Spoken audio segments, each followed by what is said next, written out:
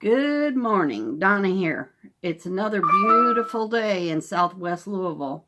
It was about 52 degrees when I got up to let the dogs out this morning, and the sun is shining. It's just gorgeous. I've got the window over here on the left side of me, so you'll see me looking out there every now and then. I thought this morning I'd talk about knitting. Actually, I do a lot, I crochet too, so I'm just kind of a yarn crafty kind of person. I started knitting in 2007. Let's put that a different way. I had tried to knit back when I was young, like say in my 20s. I could never get the hang of reading the patterns. So I kind of gave that up. I'd started crocheting when I was a teenager, and I did that for a long time. Kind of gave it up through my 30s and 40s.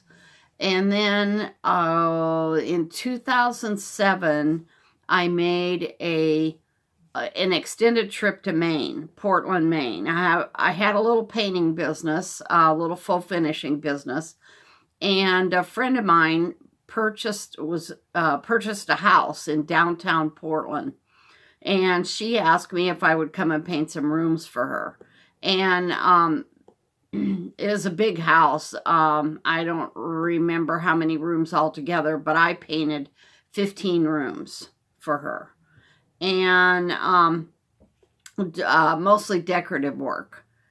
She said, it was a brand new remodel, pretty much. Old house built in 1860s. There's a yarn shop in downtown Portland, and called the Central Yarn Shop. And then one day after the weather calmed down, because I was there in the early spring, I was there from March 3rd to June 2nd. And anyway, so one day I decided that I'd walk down to the yarn shop and see what was going on there. And it's probably about 3 blocks from where she lived or so, something like that. So I go in there, and I'd had a granddaughter, Katie, born the week before I left, the last of February. And so I found this little hat pattern, and I bought the materials to knit the hat, the little baby hat, and took it back, and in my free time, I'd work on that. Well, it turned out to be quite a project, because it was way beyond my limited skills. So, but I persisted through it. So I finally did get it done. Well, then I was back up there buying more stuff. And they have these salvage stores there in Maine called Martin's.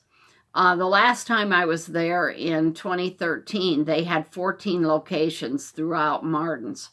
Well, Martin's was partnering with Lion Brand Yarn to do a fundraiser for the Maine Medical Children's Center. And if you bought, it was for Vanna yarn through Lion Brand. And if you bought 2 big skeins of yarn for $5, they would, and this was the big skeins, not the little balls that you find at Michael's or wherever. Anyway, if you bought 2 balls of yarn for $5, they donated so much money to Maine Medical Children's Wing. Well, by the time I came home after 3 months, I had bags and bags of yarn, because I really took advantage of that. I also got familiar with AC Moore and craft stores, and bought quite a few things there. I had quite a collection by the time I came home. So anyway, knitting kind of became an obsession. I wasn't doing any crocheting at that point, but I kind of consider myself to be a small project girl. So it was mostly hats. Well, by the time fall came, I had quite a collection of hats, and I started, in order to be able to buy more yarn, I had to sell things. So I started selling hats to people that I went to church with, at $5 a pop, just plain knitted hats, no embellishment. Well, I've always had kind of an artistic background, and I can't leave anything alone. So then I started embellishing them, and with flowers and buttons and beads and appliques, and I have always referred to them as my little works of art. I did the following summer. I did the local farmers market set up there, and it just kind of developed from there. I'll show you a few of my finished projects here. I didn't get too crazy, but this is just a brown hat that I embellished with some buttons. Do a lot of what I call button beanies. Here's everything's got price tags hanging off of it. Here's a hat with a flower. A button, and also some novelty yarn to decorate the edge, or decorate the, anyway, so that's that. And here's another one that's got flowers and some leaves and a button.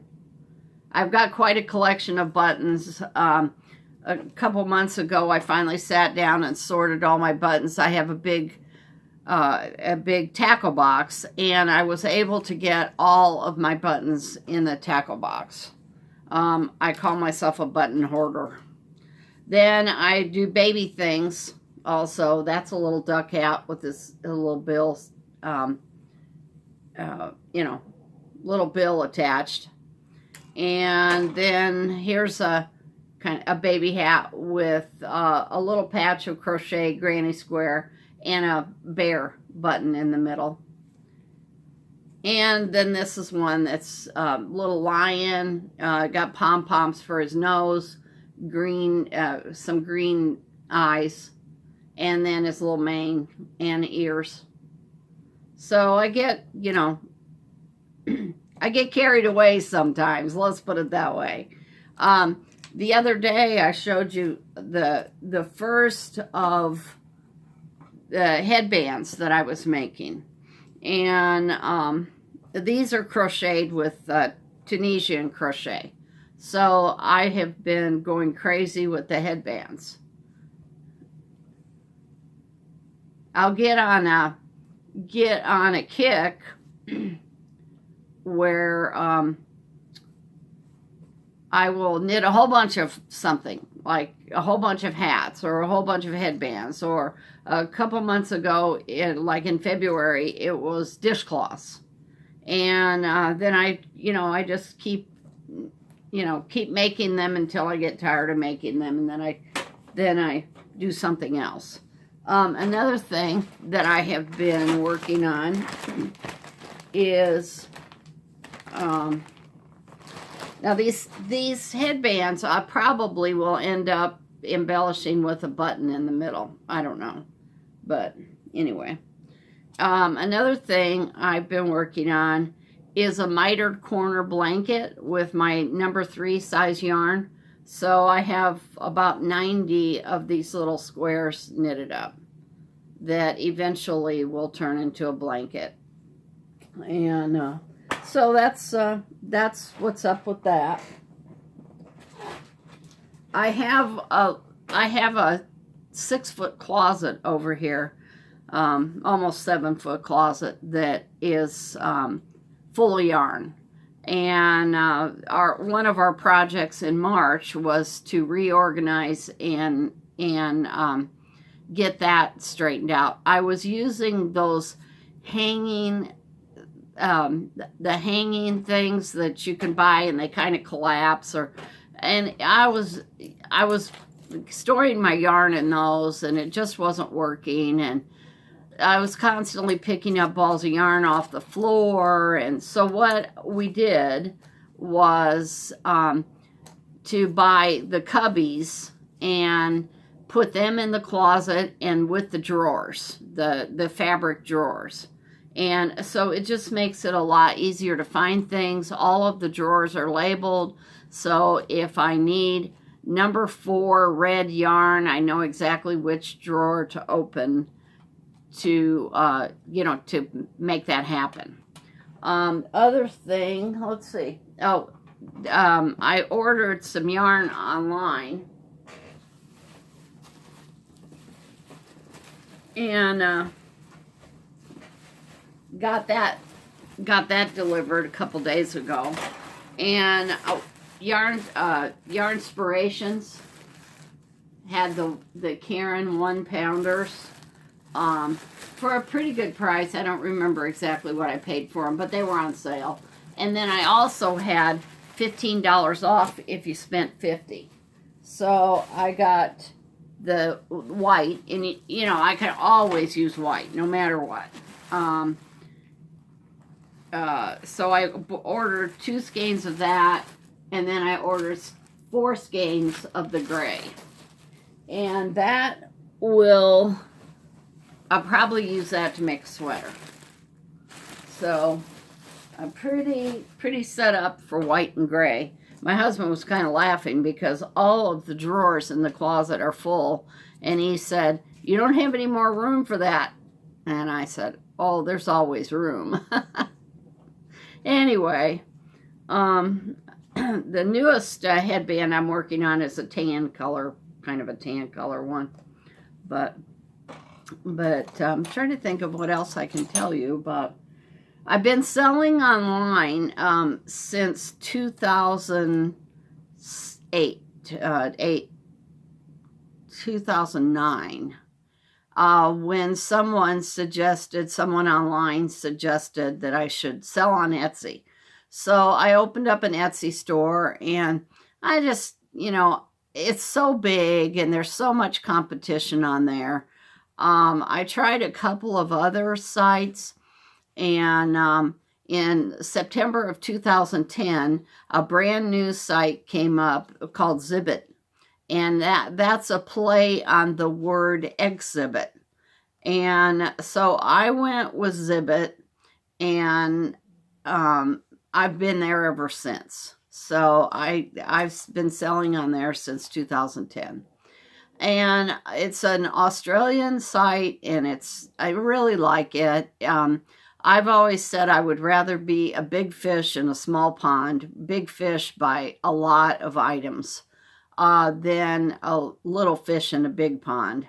So it's worked for me. I do most of my